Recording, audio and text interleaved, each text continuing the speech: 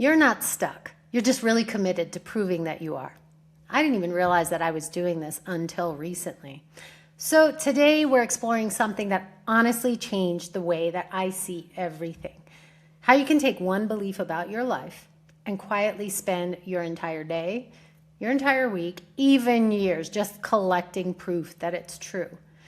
And the part that's really hard to see is you think you're seeing reality. You think it's your truth, but you're actually just seeing what you are looking for. I often tell people, what's in your lens? Because what's happening on the outside is often a reflection of what we're perceiving to be true. And I put my hand here because what is in your lens? What are you seeing? What are you perceiving things to be? I've been noticing this pattern in myself and honestly in a lot of women that I talk to who especially they're navigating this midlife transition. And it's subtle, but once you see it, you can't unsee it. We decide something about our life, and then we spend the rest of our time proving it. And it could be something simple. I used to do this years ago when I wasn't in charge of my emotions. I would wake up in a mood, and just some mood, right? Not even a big one, just slightly off. And I felt, this day's going to be off. And that's what thought I woke up with. And that's the thought that I continued with. Today's just going to be one of those days. I'm really off today, and so this day is going to be off. Guess what happened when I had those moments? Everything lined up with that. Something small went wrong, and I was like, oh, of course. It was one of those days. Someone said something slightly off. Yep, there it is. And at the time, I was in a relationship. When I was off, that person was off as well. And so I was saying, yep, there it is. Look, it's off. By the end of the day, I was exhausted, and I just kept saying, I knew it. But it's not that the day was set out to be that way. It's that I was looking for that all day. I was looking for confirmation of what my initial belief was when I woke up that morning. So today we're talking about confirmation bias, right? These things aren't coincidences. We are confirming what we believe to be true about ourselves. And it gets more powerful when it's not just about your day, but it's about your life, especially in this phase, right? There's a narrative. Think about the narratives that you have going through your head on a daily basis. I'm stuck. It's too late. Oh, I've dealt with this my whole life. It's never going to go away.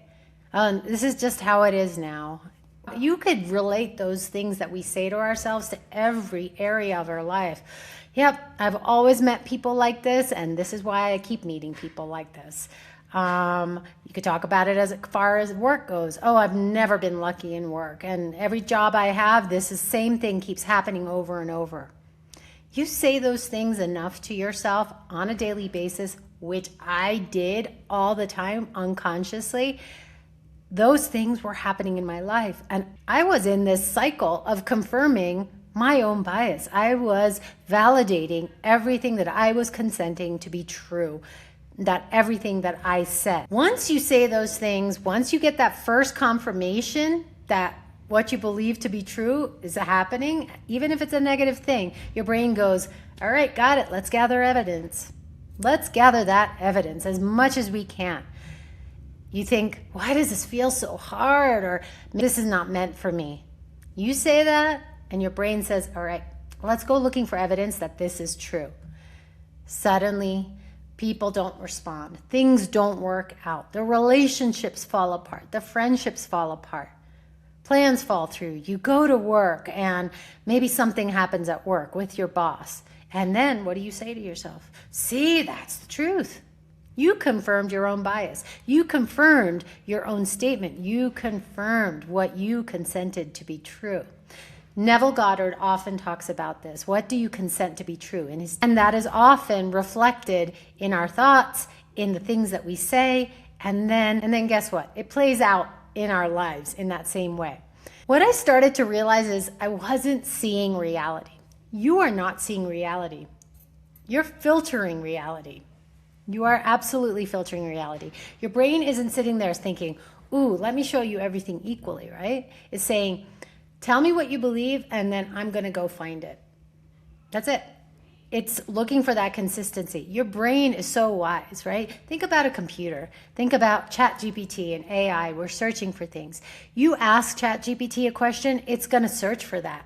Tell Chat what you believe, and it's going to go find it. Look on your computer for a file that you can't find, it's going to find it. The same thing. Your brain is one of the smartest computers that it's more advanced than these computers that I'm recording this episode on right now. It will search for those things that what you're inputting into the system. If somewhere you believe I'm stuck, or I can't change this, or I don't have time anymore, or yeah, this relationship is crap, your brain will spend the entire day quietly backing that up. And sometimes it's not in big dramatic ways. It could be in small, constant, convincing ways, so that you are just kept in your own prison of thoughts. You try something and it doesn't work out, and so then you say, see, that wasn't for me. You hesitate in a conversation. Yeah, I've always been like this. You say those things. You're trying to record videos on YouTube, and meanwhile, you put the video on and you say to yourself, YouTube's not for me. And then you don't get any views on your videos. You're confirming your own bias. You're confirming your own statements. You feel tired one day, and then you say, oh, this is why I can't start anything. You generalize things that are happening. And now you've built a whole case for yourself, right? Now, as I was going through this process, and I did this on a daily basis, it was whiplash. I was giving myself whiplash. I would wake up one day and I would feel so good and so positive. And I thought, this is amazing. Like, I feel really good. And then guess what I would say to myself at the end of every night? Yeah, that was a really good day, but it's not going to last. Yeah, no, this can't sustain itself. I'm feeling good. You can't feel good all the time. And then guess what would happen the next day? I wouldn't feel good. I would wake up feeling like I was hit by a train, and the dynamic with my partner was push and pull and just not pleasant. If I was that powerful to create that reality where it didn't feel good, what if the opposite is also happening and I'm just not seeing it? I started to think that way. And of course, with watching YouTube videos and watching some of the biggest teachers that helped me to transform myself, Akwasi Johir and Elmer Locker Jr.'s channel, those teachings really helped me to get empowered in the thoughts that I had and to start taking control of the things that I was saying to myself.